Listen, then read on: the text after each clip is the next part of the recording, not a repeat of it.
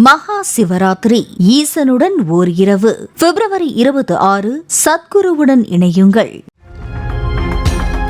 கும்பகோணம் மாநகராட்சி மீன் மார்க்கெட்டில் இன்று காலை உணவு பாதுகாப்புத்துறை அதிகாரிகள் மேற்கொண்ட ஆய்வின் போது விற்பனைக்காக வைக்கப்பட்டிருந்த 150 கிலோ கெட்டுப்போன மீன்களை பறிமுதல் செய்து பினாயில் ஊற்றி அழித்தனர். தஞ்சாவூர் மாவட்டம் கும்பகோணம் மாநகராட்சி பகுதியில் இயங்கி வரக்கூடிய மீன் கடைகளில் இன்று மீன்வளத்துறை மற்றும் உணவு பாதுகாப்புத்துறையின் சார்பாக இன்று காலை ஆய்வு நடைபெற்றது.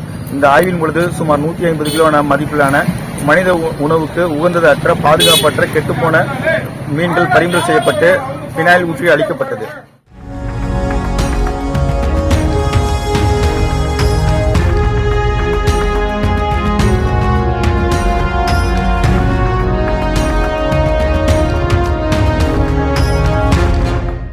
மகா சிவராத்திரி ஈசனுடன் ஓர் இரவு பிப்ரவரி 26 சத்குருவுடன் இணையுங்கள்.